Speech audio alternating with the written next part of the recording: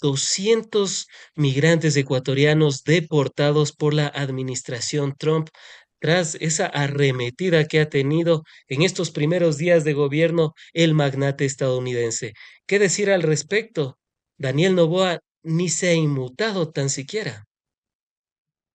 Bueno, Novoa, el hacendado eh, candidato presidente, ¿no? Es indolente, ¿no? Porque es su burbuja. Él, sabemos de dónde viene, sabemos a qué círculos pertenece, sabemos económicamente y políticamente a quienes representa históricamente en el país.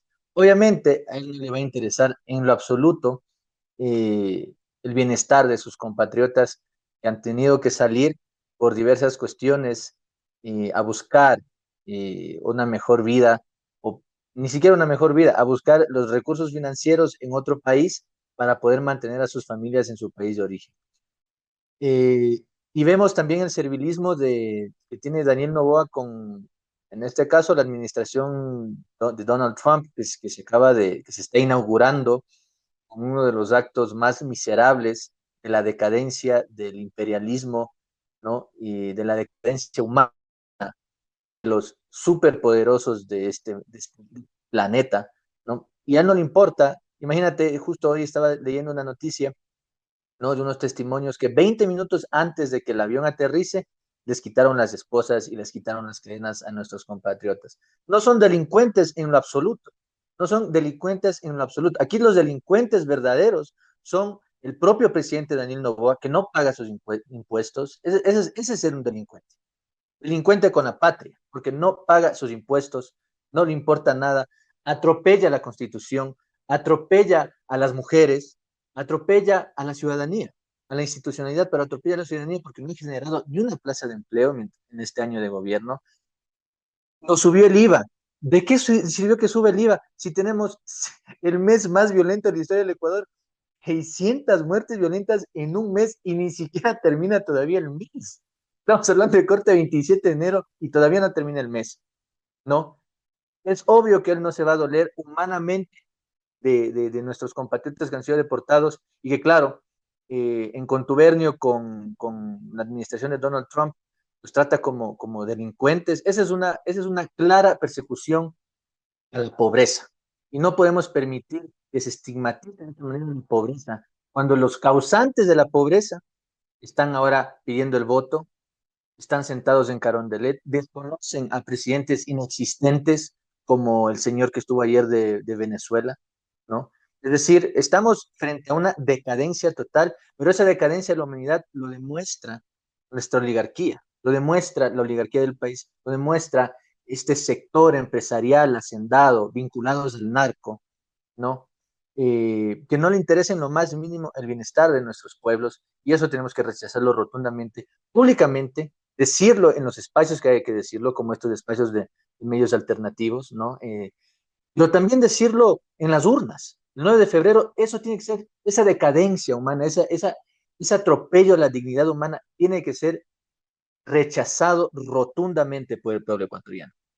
En contraposición, el presidente colombiano Gustavo Petro ha realizado algunas acciones. Primero, no dejó y no permitió que llegasen precisamente coterráneos colombianos a su país, esposados y en los aviones militares de Estados Unidos, sino que les dijo, espérense un momento, nosotros vamos a traer a nuestros compatriotas no como delincuentes, sino como seres humanos.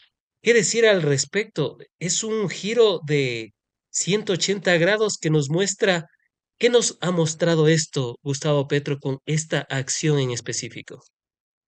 Primero, que la dignidad, ¿no? Es un arma muy poderosa ante los atropellos imperialistas de quienes piensan que todavía están en pleno auge del Plan Cóndor de los años 70, ¿no? Y que se profundizó en los 80. Y la dignidad es un arma poderosa también para la diplomacia, ¿no? Y la dignidad también es un arma poderosa para proteger a las grandes mayorías de nuestros pueblos. Y esas grandes mayorías que históricamente han sido marginadas, desposeídas, empobrecidas, racializadas, ¿no? Si tenemos a un líder como Gustavo Petro, que antepone la dignidad, pero sin perder de vista el juego diplomático, político diplomático, al que hay que alinearse, ¿no? Estoy hablando del derecho internacional en general, no estoy hablando de alinearse a demandas ridículas y sin sensatez como pretendió imponer Donald Trump, ¿no? Entonces vemos que Gustavo Petro gobierna para su pueblo, vemos que Gustavo Petro entiende las falencias históricas de repúblicas construidas desde la visión de los hacendados, desde la visión de los más ricos, ¿no? Es una visión, lamentablemente, eh, que genera, que genera pobreza, que genera desigualdad, ¿no? También Claro, el relato me... También hemos escuchado las declaraciones de Xiomara Castro, que por ejemplo dijo la presidenta de Honduras que si es que ellos, refiriéndose a Donald Trump, comienzan a traer a los hondureños que están en suelo estadounidense, ella iba a sacar a las bases norteamericanas que se mantienen en Honduras. Quizás esta relación que va a tener con quizás la mayoría de países latinoamericanos, excepto Ecuador o países similares como Argentina u otros que son prácticamente una alfombra del imperialismo norteamericano estadounidense, pero con estos otros países se puede llegar a tener ese tipo de resistencia que podría volver a hablarse en la región de una integración nuevamente. Sí, a ver, algo está claro que precisamente, ¿no? Para evitar la humillación, ¿no? Y el servilismo y ese cipayismo asqueroso de quienes no se duelen de compatriotas latinoamericanos, no solo ecuatorianos, están siendo perseguidos. Hay innumerables películas sobre el Holocausto, por ejemplo, ¿no? Sobre la Segunda Guerra Mundial, lo que hicieron los nazis, ¿no? De cómo perseguían a la población judía, ¿no? Y si tú ves esas películas de Hollywood y todo eso, de grandes directores de Hollywood, y tú ves después las imágenes de cómo persiguen a los latinoamericanos en los Burger Kings, en las cadenas de comida rápida de Estados Unidos, en los lugares de construcción, etcétera, ¿en qué se diferencia, no? Esa política pública que atropella la dignidad humana, ¿no? Que no respeta ningún principio de derechos humanos suscritos por la mayoría de los países. Y claro, en el caso latinoamericano vemos que la posición eh, ojo, la primera nación que se enfrentó a estas políticas racistas es México, ¿no? Con su extraordinaria presidenta Claudia Sheinbaum. Y si vemos la posición de Claudia, si vemos la posición de Xiomara, si vemos la posición de Petro, ¿no? Todos esos tres países están haciendo eh, tambalear a estas políticas de Estados Unidos, ¿no? ¿Y qué nos dice eso? Evidentemente que una integración latinoamericana, perdón, y Lula también, una integración latinoamericana es importantísima, sobre todo en el contexto geopolítico en el que nos encontramos, ¿no? Porque Estados Unidos, nuevamente, como en los años 60, como en los años 70, como en los años 80, nuevamente está volcando su mirada hacia América Latina como el lugar en donde uno va a explotar las materias primas. Ellos quieren imponerlo de una manera como lo hacían precisamente en las décadas que te menciono, como lo hicieron en Chile, como lo hicieron en Argentina, como lo hicieron en Bolivia, ¿no? De imponer a la brava sus políticas internacionales para que estos países se sometan a la política exterior de Estados Unidos y se llevarse sus materias primas, porque claramente la guerra geopolítica actual, más allá de que existen guerras bélicas, ¿no? Existe un genocidio en vivo y en directo en Gaza, más allá de eso, la guerra mundial actual también es económica, ¿no? La geopolítica ahorita es económica. Entonces, si vemos las estrategias que han tenido China, que han tenido Rusia, sobre todo en la primera ola de gobiernos progresistas, necesitan nuestras materias primas, pero hubo consensos incluso de cómo comercializar de una manera que nuestros países latinoamericanos conservaban su soberanía, conservaban su dignidad. Ahora Estados Unidos quiere la mirada a América Latina para nuevamente, de una manera violenta, guerrerista, imponer sus condiciones globales en nuestros países, y es claro que una integración latinoamericana para evitar eso es precisamente, es un imperativo urgente, ¿no? Porque además, si nosotros vemos la posición de Ecuador, servil con el actual gobierno del narco hacendado Noboa, ¿no? Servil, totalmente servil, de alfombra, y sus cipayos como esos periodistas eh, que dan vergüenza realmente, ¿no? Eh, frente a eso, es un país insignificante, entonces es una hormiga frente a estos dos gigantes, ¿no? Estos tres gigantes, desde China, Estados Unidos, Rusia, que se están enfrentando económicamente, etcétera, ¿no? Y claro, si son serviles es irrelevante, pero si nosotros como América Latina nos unimos en un nuevo bloque progresista de izquierda, ¿no? Tomando en cuenta el surgimiento de los BRICS, que tarde o temprano eso va yo creo que va a terminar de acomodar las piezas geopolíticas, entonces podemos estar hablando de una integración norteamericana que va a conservar su soberanía, que va a conservar su dignidad humana, ¿no? Y que vamos a tener una posición relevante en las decisiones geopolíticas. Pero la unidad es clave, es fundamental para eso. Y precisamente, por ejemplo, con Luisa González, nuestra candidata a la presidencia, ese es el objetivo también a nivel latinoamericano, consolidar una unidad, porque jugar por separado, y así seamos progresistas de izquierda, eh, puede ser muy infructuoso, ¿no? Pero si vemos que, como ya hemos visto en estos días, Xiomara, Claudia Sheinbaum, Petro, Lula, se unen, ¿no? Entonces otro es el cantar y eso es importante para el devenir de nuestros pueblos. Antes de finalizar con el tema de los 200 migrantes que han sido deportados, expulsados por la administración de Donald Trump y que han llegado al país prácticamente como que si fueran delincuentes, como que si la movilidad humana precisamente les convirtiera en delincuentes. Cangua, deberíamos estar felices de que Daniel Noboa asistió a la posesión de Donald Trump. Eso es un sismo y arribismo puro, ¿no? Otra vez leía un análisis medio que lo decían de una manera, lo escribían de una manera un poco cómica, ¿no? Y de qué se sorprenden si Daniel Noboa es estadounidense y él fue a ver a su presidente. O sea, más allá de la broma, eh, tenemos experiencias eh, en la historia de nuestro país reciente, además, de que no hace falta ser un niño rico, caprichoso, hacendado, nacido en Estados Unidos, como hacen nuestras insultantes oligarquías ecuatorianas, lo que solo van a nacer allá, ¿no? Y de ahí regresan acá. Eh, Uno de los más vergonzosos personajes de la historia, Lucio Gutiérrez, no nació en Estados Unidos y fue igual de servil a los intereses de Estados Unidos, ¿no? Eh, y además ser servil al Fondo Monetario Internacional, al Banco Mundial, es como ser servil a los gobiernos estadounidenses, ¿no? Porque lo vimos con Yamin Mawar, lo vimos con Abdallah Bucaram, o sea, lo vimos con un sinfín de presidentes en donde la Revolución Ciudadana con Rafael Correa fue una interrupción de ese servilismo, ¿no? Y que debe regresar.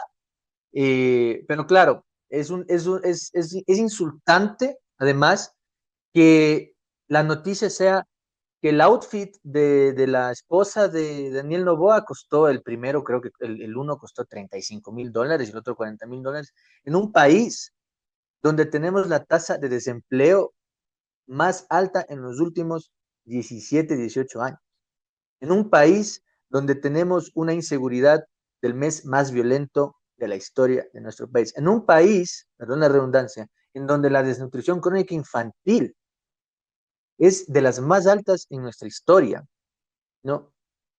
Y que no se inmuten ni siquiera por la insultante opulencia del círculo financiero, narcofinanciero, narcohacendado de Daniel Noboa, es simplemente ridículo. Y quienes apoyen eso, bueno, a mí me da mucha pena por su colonialismo mental, me da mucha pena por su carencia de alma y por ser tan cohibidos y tan avergonzados de ser de un país tan rico como el Ecuador y que lamentablemente por estos últimos tres gobiernos neoliberales ha sido destrozado, ¿no? Pero tenemos que demostrar también que los ecuatorianos y las ecuatorianas somos de un espíritu y de un alma eh, fuerte, que podemos recuperarnos, pero también tenemos que asumir las acciones necesarias para recuperarnos de este abandono al que hemos estado sometidos y sometidas. ¿Cuáles serían las acciones necesarias? ¿Cómo combatir las condiciones materiales de desarrollo que se han visto deterioradas en estos últimos 8 años? La pobreza ha aumentado, el tema de la energía eléctrica hemos visto cómo cayó a sus niveles más bajos, quizás el más bajo en la historia del Ecuador, cuando antes éramos referente a nivel mundial, y cómo mejorar también la seguridad. ¿Cuál es la propuesta de la Revolución Ciudadana encabezada con su presidenciable Luisa González? Gracias, Frank, por la pregunta. A ver, los últimos tres gobiernos, ¿no? Han sido prácticamente gobiernos empresariales, gobiernos del sector privado, ¿no? Eh, y tenemos una clase mediática también muy decadente que han instaurado en el imaginario y en la opinión pública uno privado o quienes vienen del sector privado son mejores eh, administradores que conocen del concepto de la eficiencia, porque en el sector privado es el que genera los empleos, etcétera, ¿no? Pero vemos con estos últimos tres gobiernos que no es así, ¿no? ¿Por qué? Porque, claro, toda la vida construyeron el relato y la creencia de que un Estado obeso, entre comillas, son gastos innecesarios para el país, para la ciudad, son derroches, ¿no? ¿Cómo va a ser derroche que un Estado te provea la salud gratuita de 1.500, 1.600, 1.800 dólares que necesita un paciente para una hemodiálisis? ¿Cómo va a ser eso derroche si te están garantizando la vida, si te están garantizando la salud y un trato digno, ¿no? Eso es inversión pública estatal. ¿Cómo va a ser derroche invertir en vialidad, invertir en vivienda, si el sector inmobiliario es el sector que más rápido dinamiza la economía? ¿Cómo va a ser eso derroche? Y vemos que con los gobiernos privados, con los gobiernos del sector privado empresarial hacendado, que además tienen nexos con el narcotráfico y que ya se está demostrando eso y se ha demostrado, ¿no? Se redujo la inversión pública y por ende se redujo el empleo. Aprobaron leyes como la ley humanitaria, aprobaron reformas al Código del Trabajo, ¿no? Y permitía al sector privado despedir sin darles lo que tienen por derecho constitucional, ¿no? Que es la remuneración cuando te despiden, ¿no? Violando la ley por despidos intempestivos, reduciendo el salario, es decir, despidiendo y volviendo a contratar con un salario más bajo.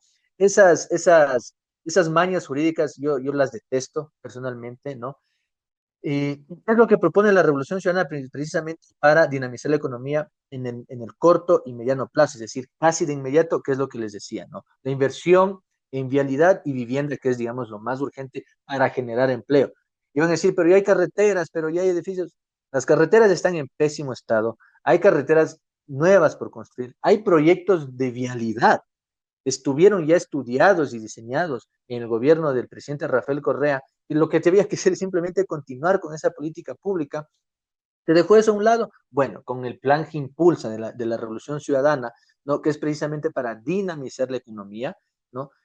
Quiero ser reiterativo, que va a invertir en vialidad, infraestructura y, de vivienda. Pero también justo ahora nuestra candidata a presidenta, Luisa González, está en la Sierra Centro, está presentando su propuesta, su proyecto Causay, ¿no? Que es fundamentalmente enfocado para la Sierra Centro. Pero, por ejemplo, estamos hablando de la inversión de un hospital regional de especialidades pediátricas, porque la desnutrición infantil en esa zona del país es crónica. En la Amazonía también es un problema muy grave, ¿no? Pero también se va a invertir en vialidad para conectar a la Sierra Centro con la región de la costa y también con la Amazonía, es decir, ampliar las vías, hacer nuevas vías, ¿cómo es? Hacer un mantenimiento de las vías. Entonces, esa inversión pública ¿no? Que no hay que satanizar la inversión pública, va a dinamizar de una manera rápida a la inversión. Asimismo, se van a ¿Cómo, cómo generar. se va a lograr, cómo se va a lograr esta inversión pública? Si tenemos un acuerdo con el Fondo Monetario Internacional, tenemos una deuda de cerca de 13.000 millones de dólares y el organismo prácticamente nos ata como país de pies y manos para no poder hacer inversiones públicas, tanto en el sector vial, el sector eléctrico, el sector de infraestructura, prácticamente cómo lograr hacerlo si tenemos a ese monstruo ahí detrás que nos ata de pies y manos. A ver, si el Ecuador, con la Revolución Ciudadana dirigiendo el gobierno, logró, por un lado, reacomodar la deuda, ¿no? Y por otro lado, no pagar otra parte de la deuda por haber sido legítima, nuestra candidata y nuestra presidenta Luisa González ha sido muy clara, ¿no? Hay que sentarse con el FMI y hay que refinanciar esa deuda. Hay elementos urgentes que, que tenemos que encargarnos de nuestro país, ¿no? A nivel de empleo, pero a nivel de seguridad, a nivel eh, de salud, a nivel de educación, son temas urgentes, ¿no? Entonces, nosotros tenemos los mecanismos, tenemos la experiencia en la Revolución Ciudadana, y no solo con Luisa González, también con Diego Borges, que va a estar a cargo de, digamos, del económico de nuestro país, ¿no? Pero precisamente tenemos, o sea, tenemos que reajustar la deuda con el FMI, ¿no? Estos lacayos hacendados vinculados al narco, estos banqueros, eso es vender el país. Lo que tú acabas de decir, ¿no? Estar sometidos al FMI, estuvimos sometidos al FMI, pero podemos nuevamente salir, ¿no? De ese ahorcamiento internacional, ¿no? Y también, ¿cuál es la contraparte? Si tú tienes un buen sistema de seguridad, me refiero a seguridad, o sea, de verdad, ¿no? Es decir, que no haya, que no seamos uno de los países, estemos en el top 10 de los países más peligrosos del mundo y una de nuestras ciudades está en el top 4 de las ciudades más peligrosas del mundo. A esa seguridad me refiero. Si tenemos ese tipo de seguridad, si dinamizamos la economía con las inversiones públicas, inversión pública estos empresarios privados, pero no me refiero a todos, porque hay el sector empresarial que perdió más de 7.000 millones de dólares con los apagones. No, no me refiero a ese sector empresarial, porque el sector empresarial a los que pertenece Novoa y todos ellos no perdieron nada, ¿no? ¿Cómo tú explicas entonces que se baja el empleo, baja el consumo, pero los depósitos se han elevado, ¿no? Entonces tenemos más de 4.000 millones de dólares también de lavado de dinero están en los bancos privados, ¿no? Entonces, si nosotros dinamizamos la economía de esa manera, va a ver con lo que están bastante obsesionados, ¿no? Con esa seguridad jurídica para invertir, ¿no? Entonces, tenemos los mecanismos, tenemos, tenemos las reservas internacionales que no están siendo utilizadas simplemente para beneficiar los bolsillos de unos cuantos pocos tenedores de deuda, mientras la gente aquí está emigrando forzadamente porque aquí no hay empleo, ¿no? Eh, las ciudades pequeñas, las parroquias chiquititas. Mírate, yo estuve en Huambaló la otra vez, que es conocida por ser fabricantes de muebles. En el gobierno de la Revolución Ciudadana tenían casi 100 negocios, y Huambaló es una parroquia chiquita, 100 negocios de fabricación de muebles.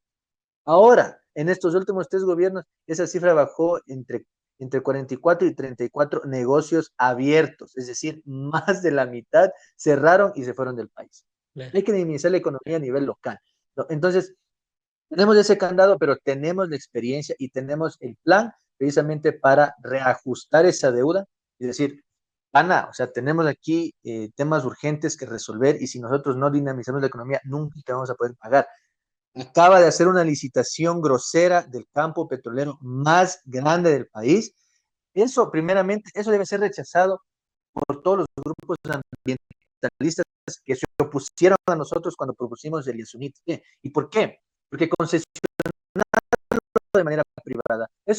Abre la puerta para un nuevo ecocidio y un nuevo etnocidio, como sucedió con Chevron Texaco, cuando se les dejó hacer lo que quieran en Sucumbíos y Orellana, con los pozos petroleros de allá, ¿no? Y ese dinero, además, tiene que ir a los bolsillos de los ecuatorianos, dinamizando la economía a nivel local y a nivel nacional. Es por eso que tenemos las estrategias para reacomodar esa deuda y no ser presos y esclavos de la opulencia insultante y un pequeño grupo empresarial narcohacendado que ahora está en el poder y que tiene que ser derrotado en las urnas el 9 de febrero.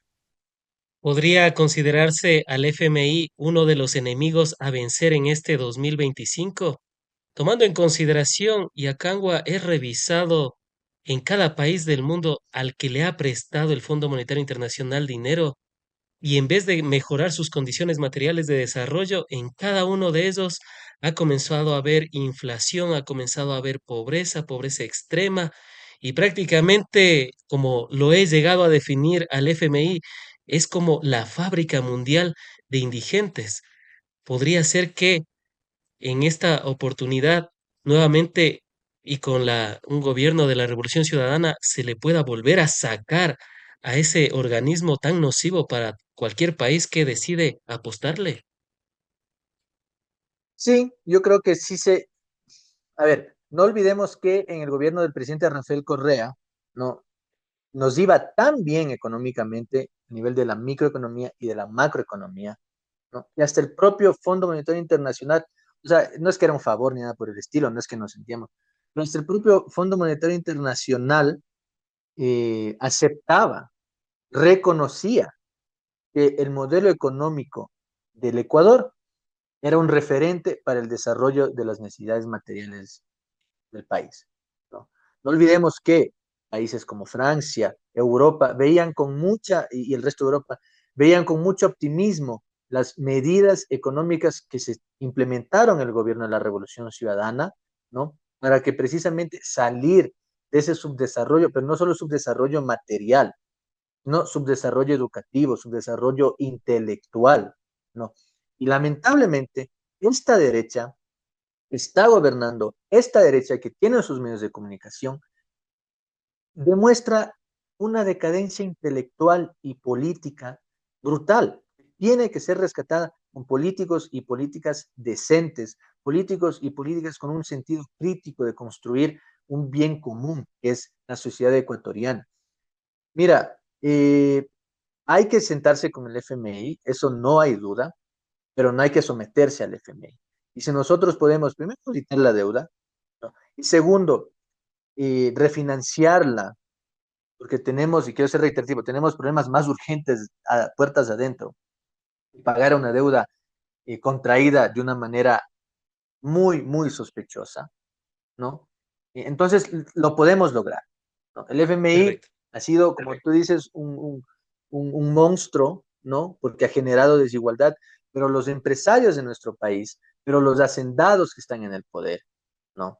Esa pequeña clase política hacendada, decadente que está en el poder, ellos y el neoliberalismo, ellos son los fabricantes de pobres y ellos son los que pisotean la dignidad humana a tal punto de que tenemos que salir del país y luego viene otro fascista y nos trata como delincuentes de nuestros compatriotas.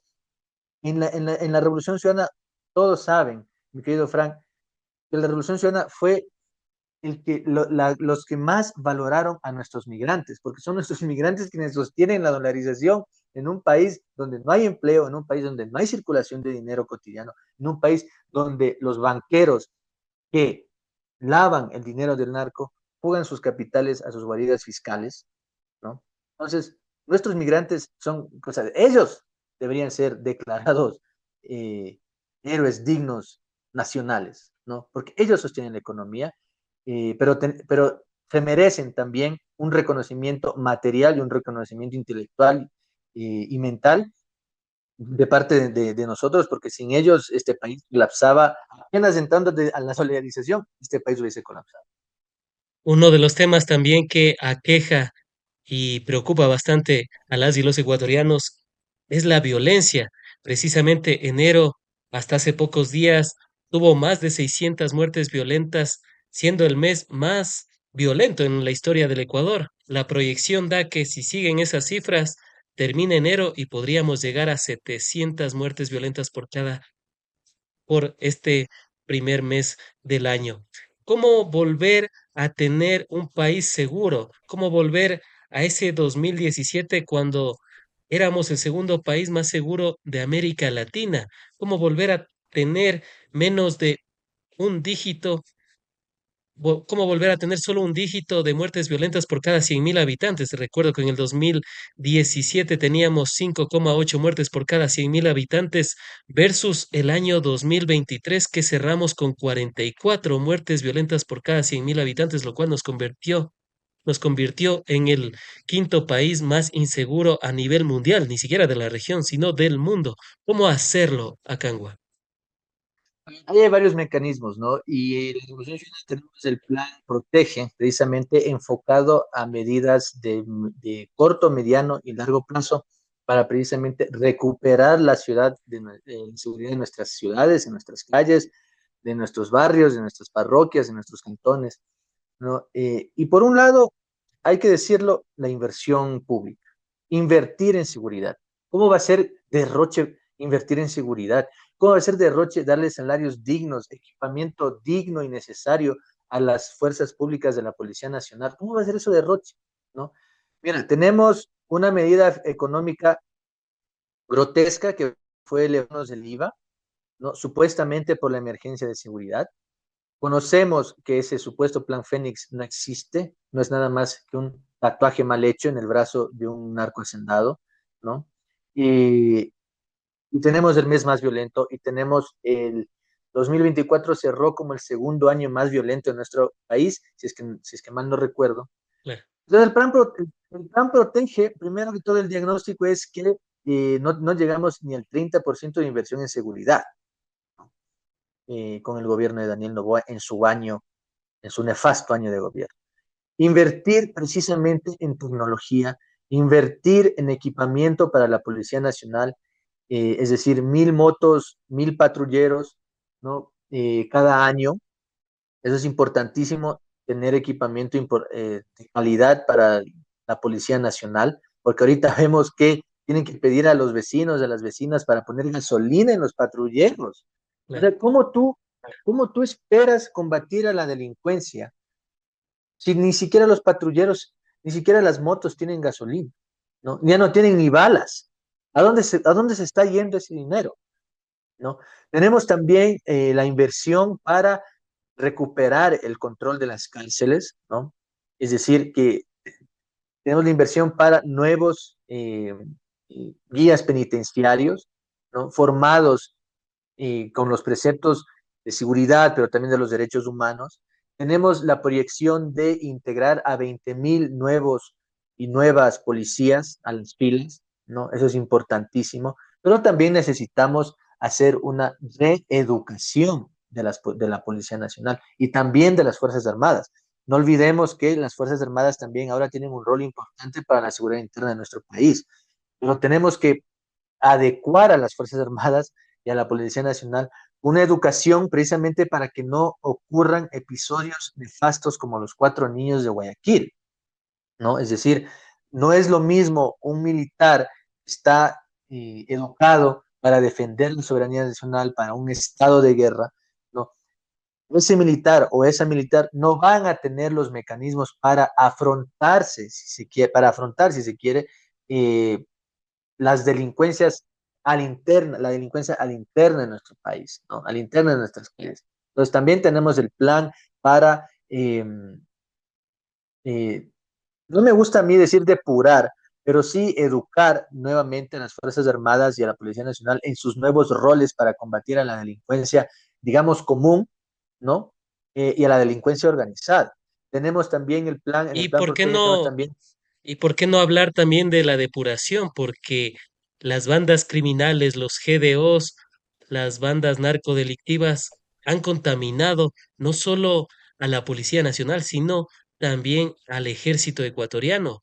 Hay algunos informes que detallan de 1.500 policías que ya estarían siendo contaminados por los GDOs.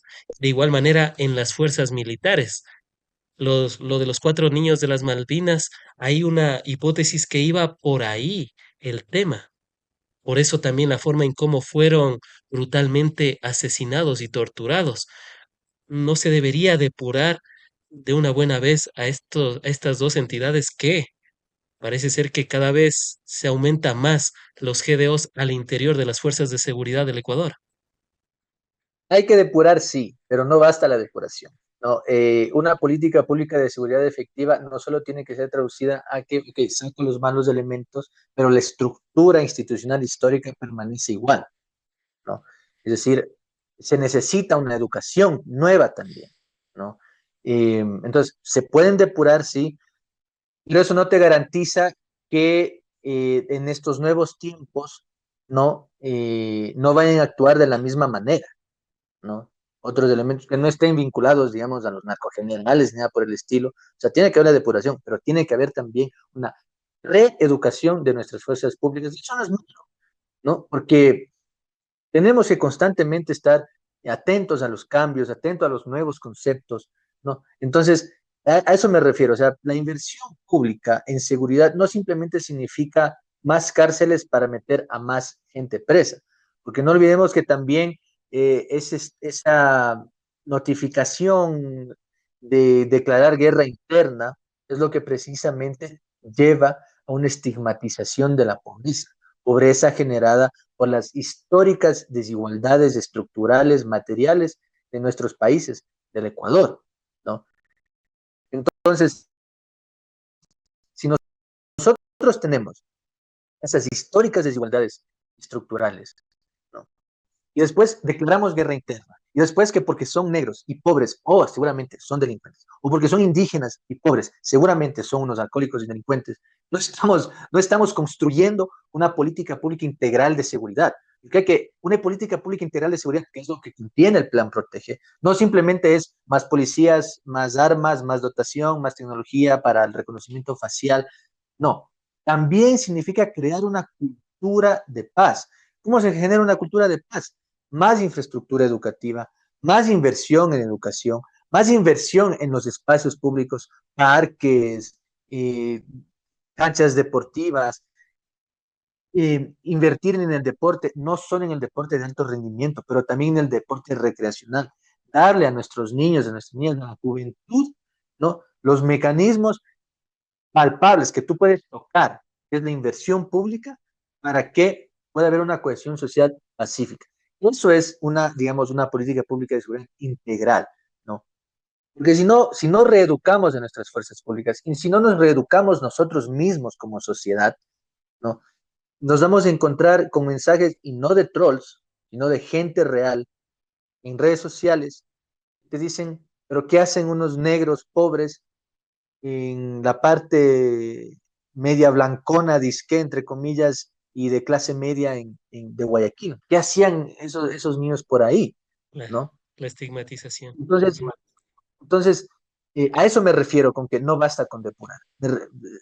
Hay que también reeducar, pero reeducar a nivel social, ¿no? Porque el Interesante. racismo tiene que ser desterrado de nuestro imaginario social, el racismo contra los negros, contra los montubios, contra los pueblos indígenas y ese rechazo a la pobreza.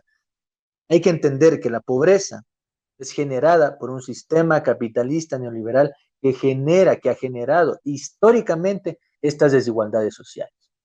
Entonces, ellos no son pobres porque quieren ser pobres, como dice, como esos comentarios muy limitados intelectualmente. Son pobres porque existe una desigualdad social, estructural, histórica, que tiene que ser combatida con educación, con salud, con empleo, ¿no? Inversión pública. ¿Y por qué repito lo de la inversión pública, Frank?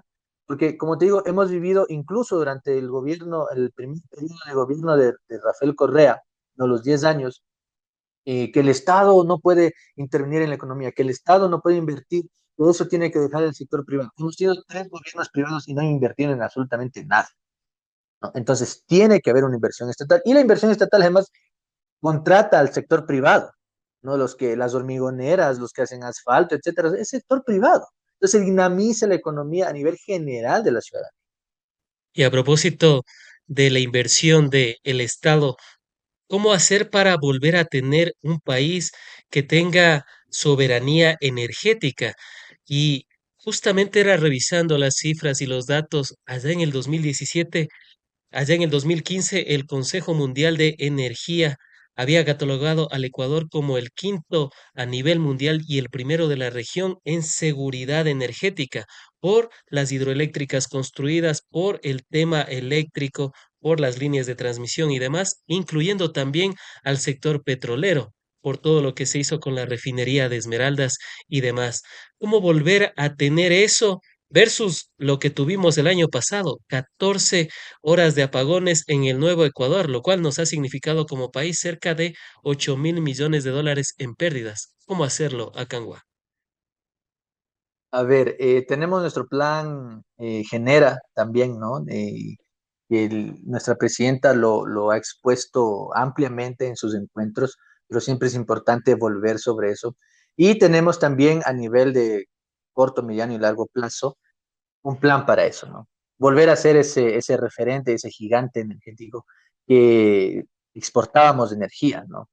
Mira, Colombia y Perú y la mayoría de los países amazónicos, ¿no? Eh, tuvieron el mismo problema de la sequía que tuvimos nosotros, pero no tuvieron los apagones, ¿no? Que ya llega a una cuestión de sentido común, pero también pragmatismo político y técnico, ¿ya? Nuestra derecha, perdón que lo diga así, no, yo soy candidato y a veces me dicen, no tienes que hablar así, pero las cosas hay que decir. Nuestra derecha es tan torpe que quiere garantizar gobernabilidad haciendo y cometiendo los atropellos democráticos e institucionales que está cometiendo el presidente candidato, ¿no? Desconocer a su vicepresidenta electa popularmente, utilizando a la fiscalía, ¿no? Como su brazo político, ¿no? Allanando oficinas, televisando esos allanamientos, ¿no? Es su central de campaña y sus ejecutores de campaña, ¿no? Eh, y hay que volver a ser reiterativos, o sea, no tuvimos luz porque no se siguió el plan energético que había dejado la Revolución Ciudadana para continuar, no simplemente con lo que ya se tenía, ¿no? Sopladora, Coca-Cola Sinclair y todo eso, no para invertir nuevamente, perdón que sea reiterativo, en nuevas hidroeléctricas, invertir en otro tipo de generación eléctrica renovable, ¿no? Ampliar los parques eólicos, construir las granjas de paneles solares, ¿no? Invertir en Y no esas es, energías renovables.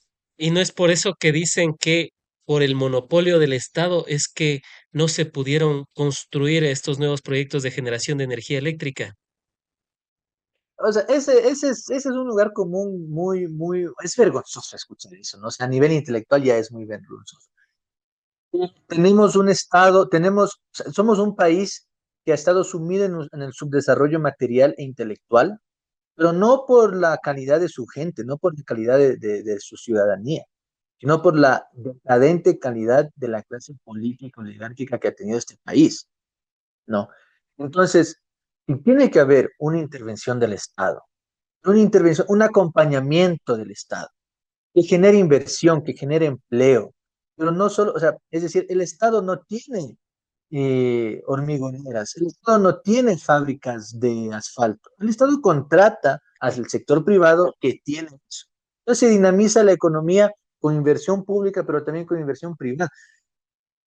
A construir los parques eólicos, construir las granjas de paneles solares, eso es con inversión privada.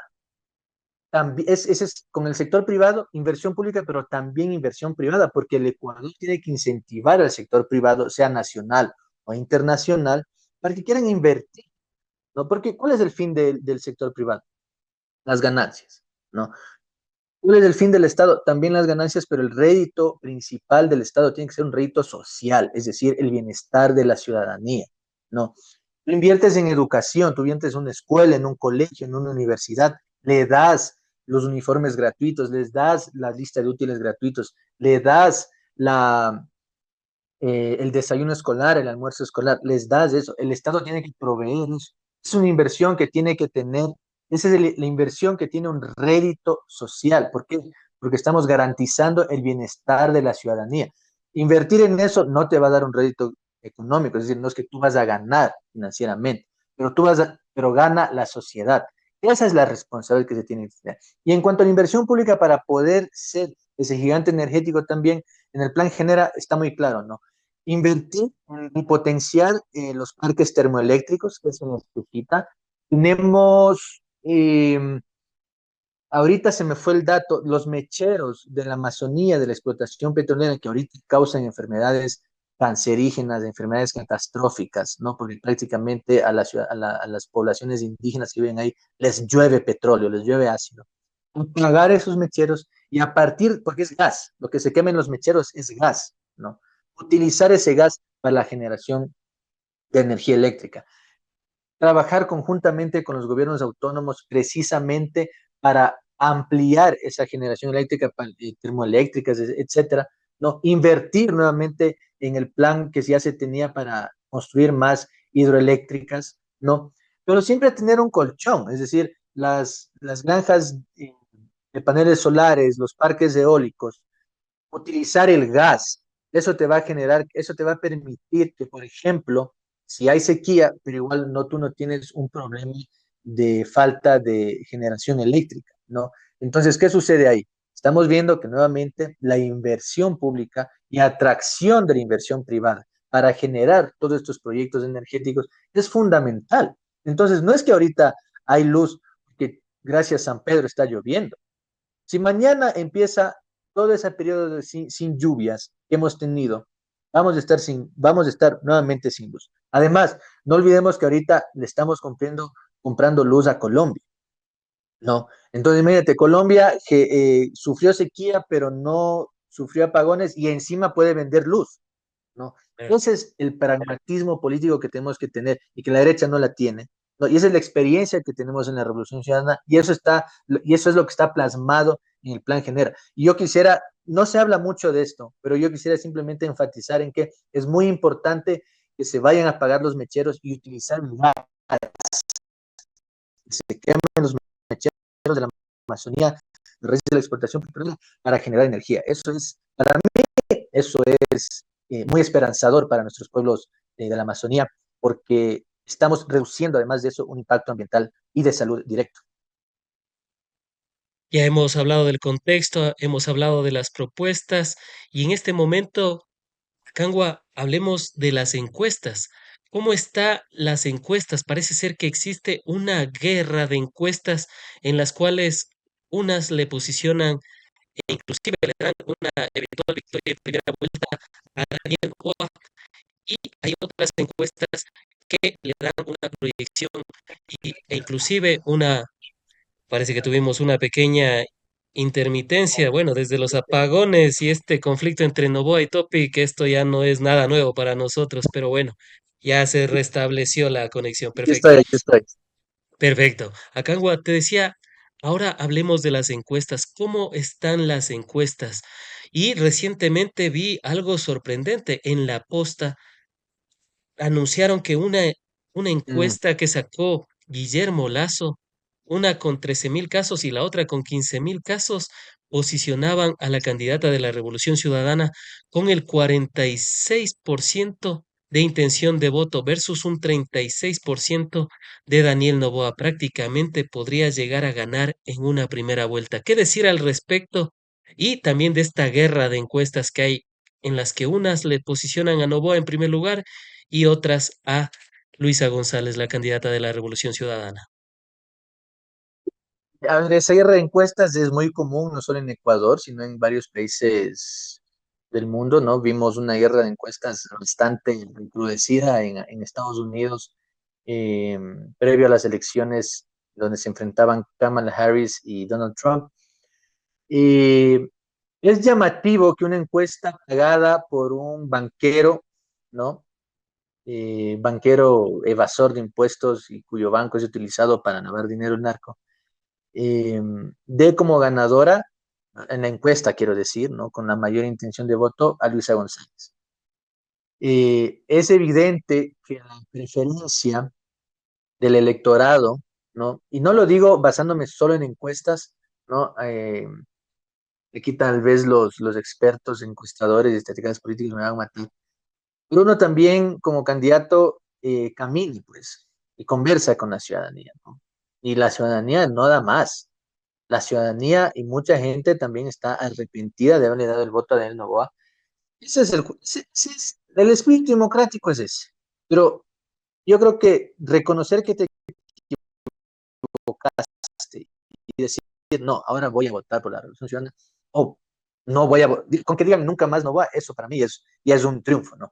Y, pero hay que reconocer ese espíritu democrático. La guerra de encuestas, a mí personalmente no me agradan en lo absoluto, porque las encuestas pagadas para que, como esa encuestadora falsa de ese datos te pone a Daniel Noboa como principal opción entre la ciudadanía, que después tú te das cuenta que solo entrevistan a 1.000 personas o a veces ni a 1.000, ¿no? Eh, Y solo en San eso, Borondón o en Cumbayá. exacto, eso es jugar con con la esperanza de la gente, ¿no? Eso es manipular la justa esperanza que tiene la gente de que el gobernante o la gobernante que llegue mañana vaya realmente a cumplir sus aspiraciones de que su hija, su mamá, su tía no sea violada y asesinada por su pareja, ¿no? Que sus hijos no salgan a jugar fútbol y nunca más regresen con vida, ¿no? De conocerlos por los pies. Eso es trágico. Y estas encuestadoras, pagadas o no, no pueden jugar con esas ilusiones y aspiraciones de la gente. No, ese es un crimen. O sea, no podemos jugar con la esperanza, aunque sea mínima, que alberga a la gente dentro de sí, dentro de su espíritu, para decir, ok, podemos estar mejor. Nos hemos encontrado en situaciones similares y hemos estado mejor. Hemos salido triunfantes. Triunfantes no son las elecciones, triunfantes como sociedad, como pueblo, que no tengas que emigrar para primero, para después ser deportado, pero que no tengas que emigrar, que no se tenga que romper tu familia, ¿no? Y que se desdilache el tejido social. A mí no me Las, preocupa tanto, a mí no me preocupa tanto, Frank, disculpa, yo sé que Luisa está liderando la intención de voto y las aspiraciones es que ganemos a una sola vuelta, tanto por temas de urgencia, ¿no? Urgencia de ganar ya la presidencia, ¿no? Porque tenemos la experiencia y el plan para devolverle la dignidad a la gente, pero la urgencia también para no gastar en otro proceso electoral, ¿no? Eso no me preocupa, lo que me preocupa es la manipulación de los votos, me preocupa el fraude, ¿no? Vemos un CNE, en estas elecciones sabemos que el Consejo Nacional Electoral es el máximo ente, es el máximo, digamos, poder en una etapa de elecciones, ¿no? Pero vemos que están siendo funcionales a los atropellos democráticos de Daniel Noboa, ¿no? Y antidemocráticos de Daniel Noboa. Entonces a mí me preocupa eso, ¿no? Que es lo que incluso el presidente Rafael Correa lo ha dicho en reiteradas veces, ¿no? El tema es, ¿nos van a dejar ganar? Entonces ahí nosotros y el pueblo ecuatoriano tiene que estar cuidando su voto. Hay que cuidar el voto el 9 de febrero porque no podemos permitir que por caprichos y por seguir enriqueciéndose un minúsculo grupo, pero muy poderoso política y financieramente, ¿no? Nos robe la elección y nos robe la posibilidad de volver a tener progreso en nuestro país, no solo progreso material, sino también progreso intelectual, progreso espiritual, que es muy importante en una sociedad, ¿no? Entonces, la verdad es que sí, yo creo que sí. Luisa lidera y es así, y con ¿no? cuánto dentro de la Revolución Ciudadana, de cuántos puntos estamos hablando de diferencia con su inmediato seguidor, que sería Daniel Noboa, o cuál es el porcentaje, 38 versus un 32%, o cuánto es el margen que están manejando dentro de la Revolución Ciudadana. El margen que estamos manejando dentro de la Revolución Ciudadana precisamente oscila entre los 8 y 10 puntos, ¿no? Eh, y eso es importante. Ahora, tenemos lamentablemente eh, promotoras del odio, ¿no? Que lamentablemente han captado ciertas, ha captado una preferencia electoral, estoy hablando de Andrea González, ¿no? Y que eso tiene que ser también un llamado de atención. ¿Cómo es posible que alguien que destile odio capte, ¿no? votación y que supuestamente le quite esa votación a Daniel Noboa, ¿no? Pero eso es, digamos, lo que nosotros estamos manejando en la Revolución Ciudadana. Somos muy optimistas, pero más allá del optimismo y de ser realistas también, lo que más nos preocupa es el fraude.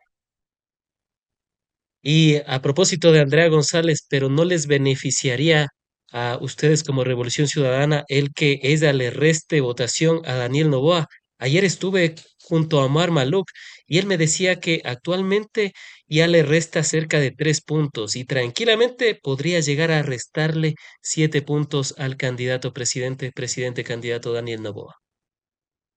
Y bueno, Omar Maluque, yo oí la entrevista a Frank. Omar Maluque es un experto en las encuestas, ¿no? Eso lo sabemos todo. Puede ser beneficioso para nosotros el que le quite votos, ¿no? Pero tampoco hay que pecar de ingenuos porque así como le quita votos, puede crecer, ¿no?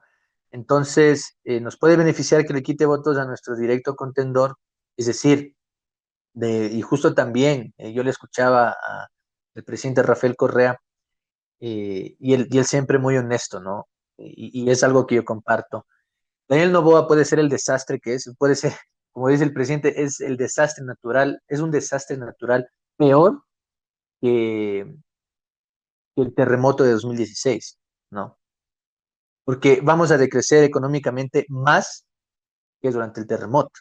Y en el terremoto decrecimos económicamente, pero por las cuestiones obvias, ¿no? Toda la inversión que había que hacer.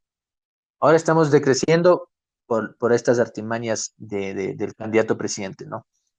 Pero es un contendor duro, es decir, no es que, o sea, le quitan votos, pero se mantiene más o menos en su 30%, ¿no? O sea, y eso es algo que nosotros tenemos que tener en cuenta, ¿no?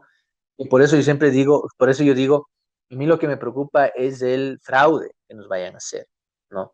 Entonces, sí, Andrés González le puede restar votos a Nova. A mí me llama la atención más que como sociedad, hay un segmento de la sociedad que se siente atraída por el odio, porque Andrés González lo único que ha hecho es, Andrés González hizo su trabajo, llegó el debate, decirlo odio, un discurso eh, nefasto para una sociedad ya muy golpeada eh, y ya no volvió a aparecer, no salvo en una entrevista ahí Parece que que ni me hubiesen acuerdo qué tenido dijo. un pacto con Daniel Noboa, porque claro, uno se pregunta cómo fue que la persona que más generó tráfico en redes sociales, Andrea González, no haya ido al día siguiente a Teleamazonas, a Ecuavisa o a hacer más pública. Parece ser que hubo un pacto tras el telón. Quizás fue el arfil de Daniel Noboa que vaya a atacar a la Revolución Ciudadana, pero después le dijeron, creo que hiciste demasiado bien tu trabajo y mejor ya no digas nada más. Parece ser que eso fue lo que ocurrió, ¿no? No quisiera especular sobre un pacto como que explícito, pero lo que sí podría decir es que lo que demostró el debate fue que el pacto de las élites está más sólido que nunca, ¿no? Y eso yo creo que se vio en el debate, ¿no? Se vio en el debate esa solidez de ese pacto oligárquico de las derechas, ¿no? Puede ser que ese pacto, si es que lo hubo, no quisiera ahondar mucho en esa especulación, eh, tal vez le salió el tiro por la culata a Novoa, ¿no? Porque el desempeño de Novoa en el debate fue desastroso. Y pese a eso, no es que bajó mucho, ¿no? O sea, puede ser que Andrea González, destilando su odio, le quitó votos, pero no es que pese al pésimo desempeño del candidato presidente Novoa, haya bajado mucho en las encuestas, ¿no? En su intención de voto. Pero, o sea, sí, es importante tener eso en cuenta, pero nosotros en la Revolución Ciudadana lo que estamos haciendo es trabajar, como siempre solemos decir, como si no tuviésemos un solo voto, porque aquí no se juega simplemente el regreso de la Revolución Ciudadana al poder, sino que se juega precisamente los destinos de nuestro país, se juega el bienestar de nuestra gente, se juega eh, la seguridad de nuestro país, de los niños, de las mujeres. Eso se fue en el país y la Revolución Ciudadana, con Luisa González a la cabeza en la presidencia, el binomio y todas las listas cinco, tenemos la experiencia, tenemos la voluntad política para trabajar en el bienestar de la ciudadanía ecuatoriana, que es lo que nos moviliza como movimiento político, es el bienestar de la ciudadanía. Han sido las apreciaciones de Akangua Viteri Tassi, candidato a la Asamblea Nacional por la lista nacional de la Revolución Ciudadana, a quien agradecemos por haber estado en el espacio. Un breve mensaje para quienes se han conectado a través de sus teléfonos inteligentes, tablets y demás recursos tecnológicos, a través de, por supuesto, En Retrospectiva. Querida gente, llamarles a un voto consciente, llamarles a un voto informado, a votar con esperanza, a votar con optimismo, pese a que nos han atropellado vilmente, pero no perder esa esperanza. Quisiera dejarles un mensaje, ¿no? Esperanzador, ¿no? Para decirles que, citando un poema, vendrá un día más puro que los otros, estallará la paz sobre la tierra como un sol de cristal y un fulgor nuevo envolverá las cosas. Este 9 de febrero, a votar con el corazón, con conciencia, por el futuro de nuestro país, todos cinco, Revolución Ciudadana.